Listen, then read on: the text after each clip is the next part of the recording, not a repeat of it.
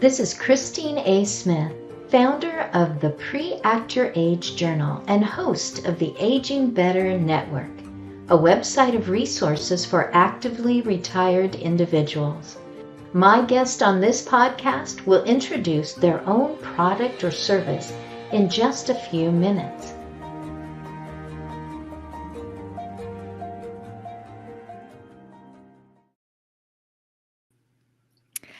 It's 2022, and I just started using my independent planner. I want to thank Independent Planner for making this podcast possible. The Independent Planner is designed by an entrepreneur for entrepreneurs pointing the other direction. And I would encourage you to order yours today at independent-planner.com. I like mine. I've got a new one for this year. I just got one last year. Hello, Blessing. I'm so glad you're here. Hi, I am so excited to be here as well. Thank you for having me. Oh, and you already know that I'm riding my husband's coattails because he had an opportunity to interview you first. Is that correct? Yes, I think that was probably about a week ago, and we had a magnificent talk about the world and how to solve all the world's problems. And here you and I are today. So this is really lovely. I want to hear about problem solving worldwide. But first, I am going to ask you if you could tell me something that you have done right for someone challenged by aging. Okay, so when you asked me to be a guest on this show, you said we could get as personal as we wanted to, and so I'm going to share a personal story. Probably one of the most impactful things I did was help my father organize my parents' home after my mom passed away a couple of years ago. When my mom got sick, she wasn't able to manage the household anymore. So many things were left undone because my parents were focused on doctor's appointments and medical treatments and so on. And then when my mom died, we weren't just grieving, which is the emotional side of stuff, but we also had to pick up where things had been left off, which is the practical side. So tasks like going through her personal things and needing to decide what to keep and what to donate, reorganizing the kitchen so it was easy for my father to find the items he used most often, and needed simple access to, figuring out what to do with her unfinished craft projects and magazine recipes that she'd meant to file in her cookbook folder. I mean, that was a hard one, let me tell you. And even things like emptying the fridge of food that had gone bad while it was hidden in the back. So because I wasn't able to just drop everything else in my life, I had to pre-schedule blocks of days where I could come over and work uninterrupted and fully concentrate on doing all these tasks. And all in all, I have to tell you, it took over a year to do that. But the great thing is now my father has a home that's decluttered, completely organized, and easy for him to take care of. So I felt really good about that. You know, it's like that's a different aspect of life. You know, got the psychological and the emotional and the relational. And you said practical. I thought that is just a big part of it. That's, getting it done. But every part of that practical was part of your relationship with your father. It was also emotionally related to your mother, like the recipes. Exactly. Yeah, you did that right. You got it done. It took time, but every time you were doing it, you were building a new connection, relationship with your dad, because you were giving him another measure of independence and support at the same time. Yeah, exactly. I mean, it was to honor my mother and what she had always done for the family, and it was to assist my dad moving forward. And there were certain things that he was having a harder time with, especially since he was now a widower. And, I stepped up where I could. So that's one of those things, those of us who are adults, but are losing our parents, maybe, that we need to think about how can we step up and assist them in the place of life where they are right now.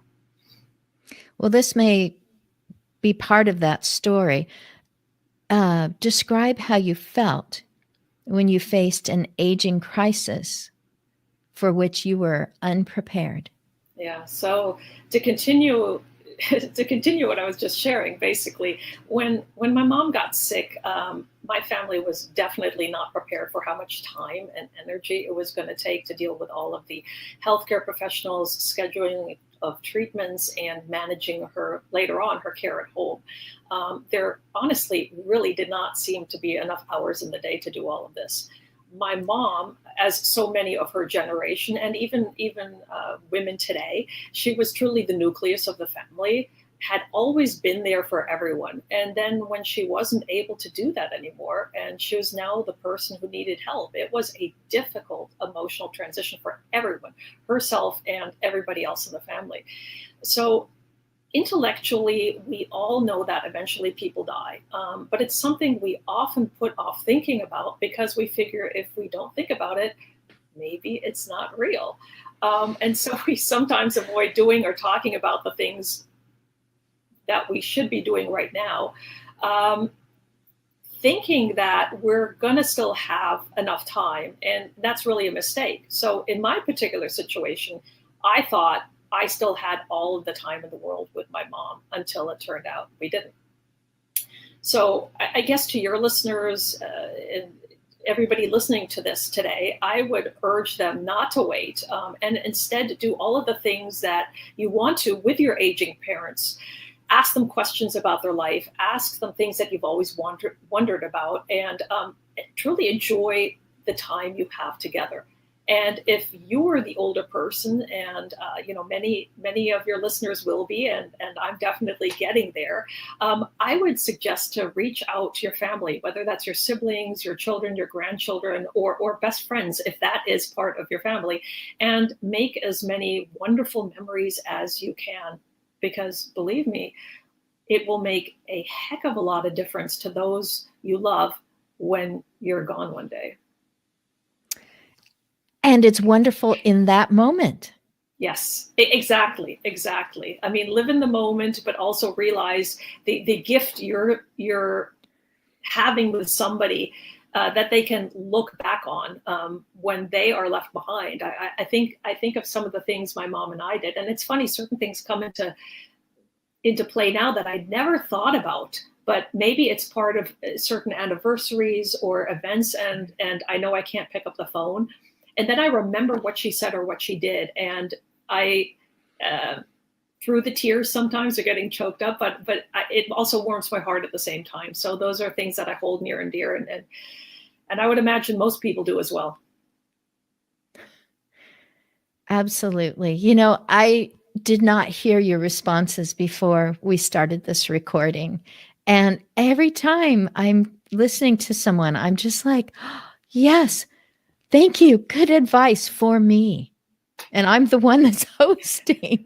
Thank you. Hey, I didn't let you tell me your question, and it's time for you to be able to ask me a question.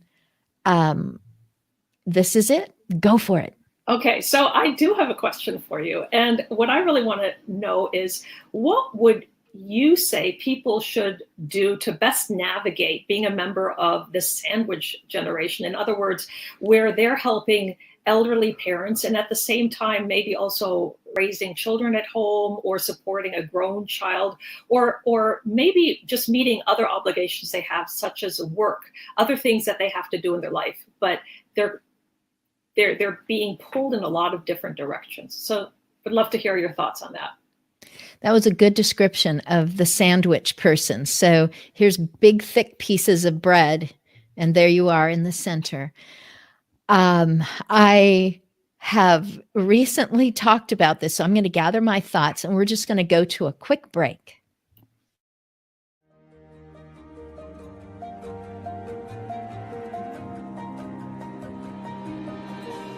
The Pre-Act Your Age Journal guides you to pre-plan for the emotional and relational impacts of growing older. Practice practice navigating one aspect of aging at a time with pre-act your age, while your mind is clear, your emotions are calm, and your relationships are deep.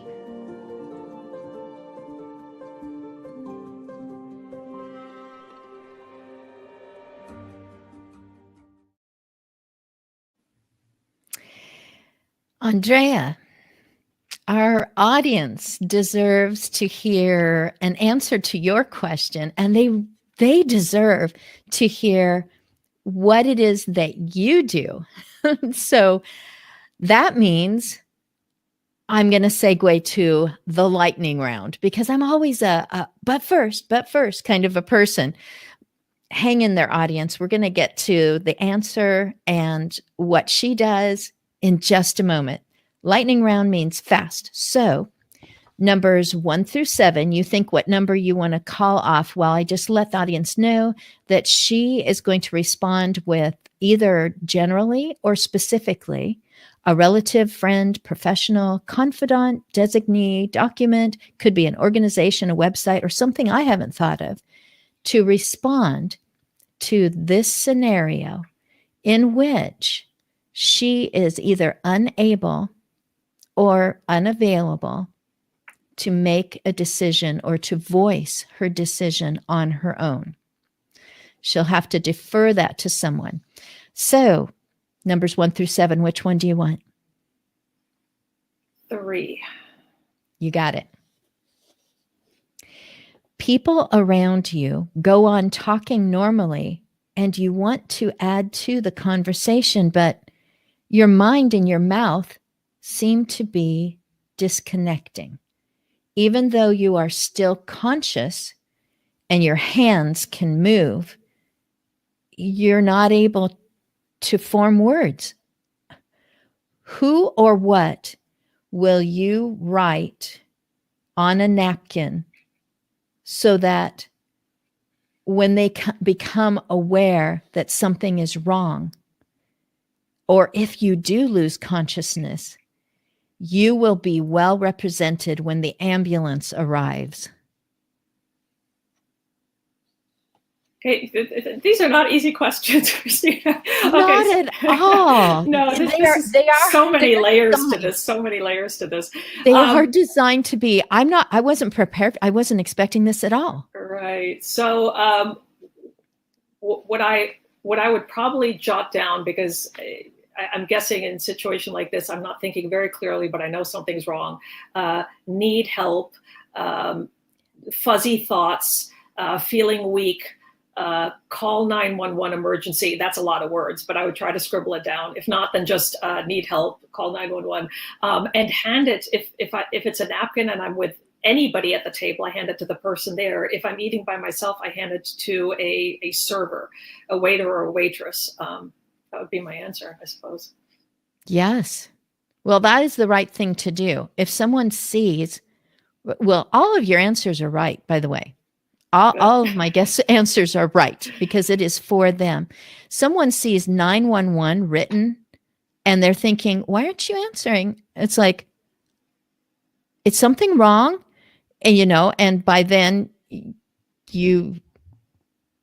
it's like, okay, I'm asking you a question. You're not. That's basic first aid CPR. Are you okay? Are you okay?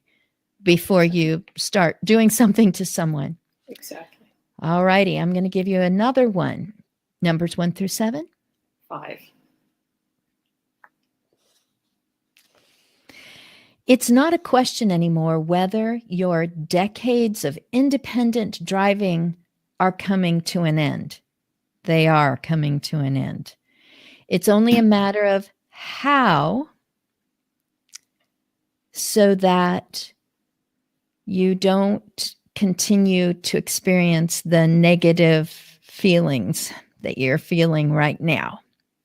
How will you bring your own driving to an end? Who or what is your source of direction from a neutral standpoint? I think most likely what I would do if I was questioning my ability or my confidence in this area, I would probably go to my general practitioner, my doctor, and ask for a workup and say, is there anything, any cognitive tests that we need to do, or any mobility tests that we need to do to see if I'm still able to do this, reflexes, so forth, to measure it from that perspective, eyesight as well, hearing. And get a workup to see where I'm at. If it's a confidence thing, then most likely that is something I need to gear back and maybe have the courage and the strength to self-select areas I'm not going to drive anymore, or rather say things like, I'll drive during the day, these hours, but not at night, not during icy weather and everything like that. So it would be a combination of medical professional and hopefully my own willingness to step back if that was required. I've put you on the spot twice with no warning. Would you like to end it there? Would you like another one? Your choice. Yeah, I'm going to stop there because you were so kind, and that way, yeah. Let's. I have to think so much during these. These are excellent questions. Maybe sometime you can share others with me, or I'll just listen. I'll listen to your podcast, and then I'll hear the other questions. Maybe get asked. Hey, yeah. She asked that same question to that person. What are they going to say? Yeah. Exactly. Their questions weren't as hard as mine. Yeah. Oh, I appreciate you. While I finish formulating that answer to your question about being the sandwich generation, my advice, is that correct? My advice to someone who finds themselves between a decision-making and, hands-on caring for people younger and hands-on caring, physical, decision-making, et cetera, for those aging before them. Would you please recall how someone, and that could be you, knew that preacted their own aging? Maybe they wrote something, or they talked about something, or they took action in advance of any kind of crisis or challenge in the future when it wasn't even an issue. So I've been sharing some of my story with my mom and my dad, and it piggybacks on that really. I'm really fortunate that years ago, my parents thought ahead and created a will and a healthcare directive. That way, they had the legal and the financial infrastructure already in place in anticipation of one or both of them being incapacitated, sick, or eventually passing away. And, it's interesting because it's something I've really taken to heart as well. And so despite being younger by decades, I did all of this a while back as well. And this is so important because later on, when people are faced with a loved one's medical emergency or death, it is just one less thing they have to worry about. And it makes their life easier on so many levels. I know that some people, fingers in ears and la, la, la, and let's not talk about this as such a sad subject, that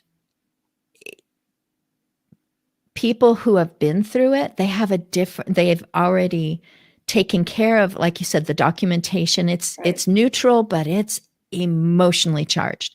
Yes. And they're relieved and they feel accomplished.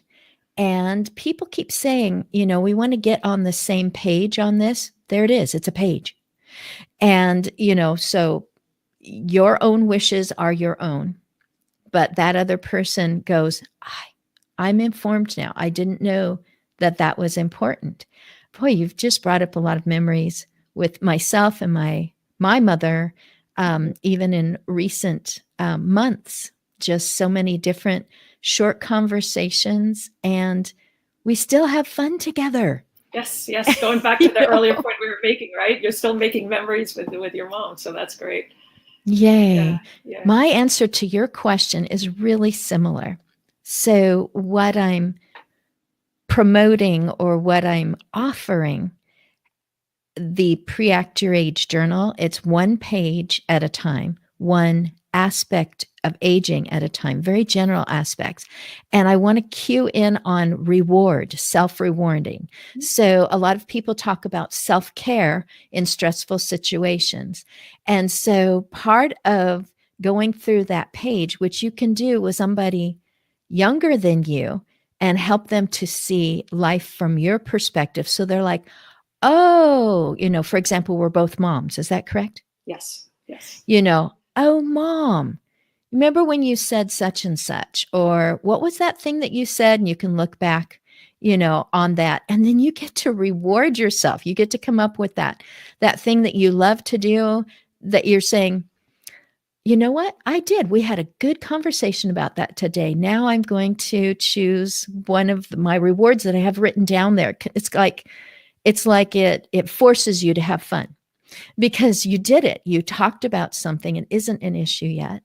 Then with someone who's aging before you, somebody who's on the end of the spectrum that, like you said, might be a couple of decades ahead of you, to be able to say, you know what, I'm working on this for my child or for these people who are going to be my delegates or my designees, my go-tos. I've been working on such and such, and to be able to let that person know this is what's important to me. And this is something that I do when I'm just like, you know what? Whew, I covered a tough subject, or I did something so that I'm making it easier on you or on them.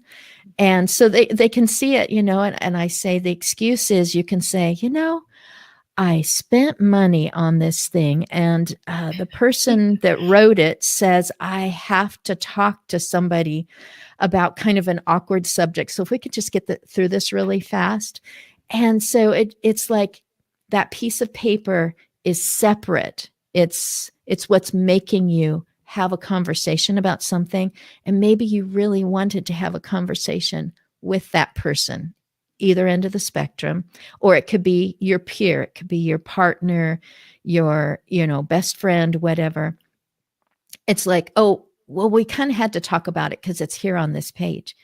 If it's awkward, and if not, and it starts to bring things up, you're able to sit back and go, I am so glad we talked about that. I had no idea that person felt the way that they did. And so you're rewarding yourself, you're having conversations, it's an excuse. So I always say to the guests, all of your answers are right. I don't know if I really answered your question on that, but that's what came to mind, the way when you said sandwich, because I just spoke about that the other day. And so thank you so much for listening to me. Finally, we get to have you, Andrea, talk about how you are a blessing to others, and be sure that you let them know how they can get a hold of you, how they can find out what else you do, what more you can do for them. Oh, yeah. Thanks so much.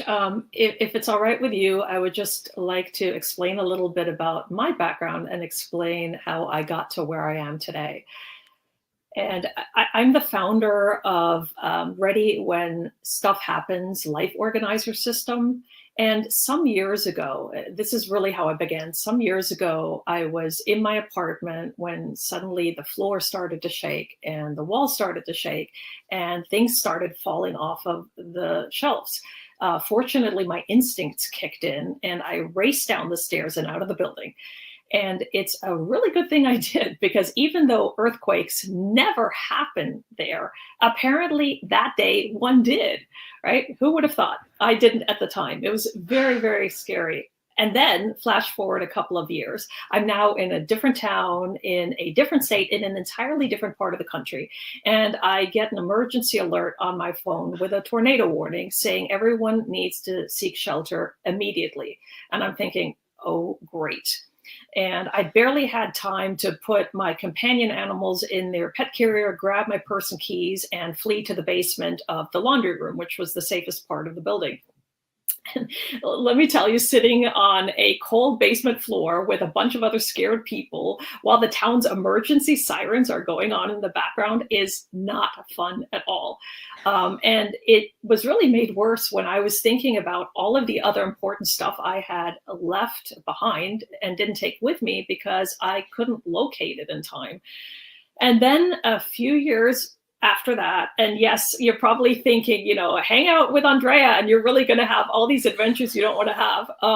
But I'm in a region which is in smack in the middle of what the news later described as the Great Flood. As luck would have it, my part of town was suddenly under an emergency evacuation order because the local levee was dangerously close to breaching. Except fortunately this time, I had about an hour before I needed to leave. So better than just a couple of minutes. And, I remember stuffing things in bags, like sentimental items, like the teddy bear my mom had made me a couple of years before she passed, a clay handprint of my children when they were really little that I had kept on a bookshelf. Some important documents like my passport and birth certificate, which I was miraculously able to find in a file box somewhere. And of course, my companion animal. And, it was, I remember looking around, wondering, because I lived the way the area was, we were living in a lower area. And that's why evacuation order was instituted for there. I remember thinking, I wonder when I come back if anything's gonna be left. And I grabbed these couple of items, stuffed them in my car and drove away. And each of these events are really proof that you just never know when something is gonna happen. And it was that realization, which you think I should have learned after the first time or the second time, but it took a couple of times for me to really, really get it, was why I was then inspired to create the Ready When Stuff Happens Life Organizer system. And it's something that helps people organize and manage their personal records so their affairs are taken care of and their wishes known in the event of an emergency, illness, or incapacity. And it helps people plan ahead and prepare, and here's the critical part, before a crisis. Best of all, and this is a foundation of what we've been talking about in a sense, it gives you peace of mind knowing you'll be ready when the unexpected happens. So we're in the process of right now of bringing this entire system online, which will happen later in the year. But in the meantime, to get people on the right path of ready when stuff happens, we're offering everyone a free emergency contact card. The card gives people quick and easy access to information they need when they or somebody helping them need it the most. Things like there's a place for names of emergency contacts, a section for health information, and even an area to list the nearest consulate office for folks who are traveling abroad. And it also includes step-by-step instructions for how to fill that out. And people can get that free PDF download on our website, readywhenstuffhappens.com. Readywhenstuffhappens.com? Yeah, that's it. All one word. Yes. We link arms. My journal is emotional relational. Gives you an excuse to look at some of the difficult things to think about in your aging future and how to fortify relationships and how to revisit the information and go, do I still feel the same way now that I've actually advanced in that direction? Mm-hmm. You, I believe at the beginning, we were talking about practical. You are a practical queen. It's like, this is really practical. And to have all this prepared is no different than going grocery shopping and having all the ingredients, because sometime this week you might like to make that meal. It's like, yes, sometime this life, I am going to be told, I was thinking of 3 different times that I either was caught off guard when someone was banging on the front door saying, fire down the street, we're not sure if the chemicals are going to blow. And you're, what? You know, what are you talking about? And then other situations where I thought, I need to pre-act on this. I need to actually have photographs so that if we lose each other, I'm not trying to make my phone show this is what my kids look like. This, I want to have a paper picture of our family. Exactly. You know, instead of they're about this high and they're really cute and you know, Right. because we've been through that. We've been through lost kids. Oh, Yeah, so it's scary. practical, prepared. Yes. Phew, I got it all together while I was calm. I love that. Andrea, Weckerle, wow. I'm so glad my husband suggested that we get together. Yeah, this is very exciting. Oh, thank you so much. Thank you. Thank you. I know we're going to have talks even after the program is over. So very excited, looking towards the future on that.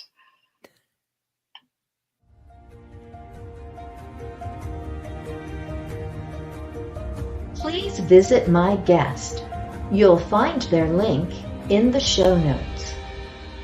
I'm glad you listened in on our conversation as we both navigated one aspect of aging at a time on this Pre-Act Your Age podcast.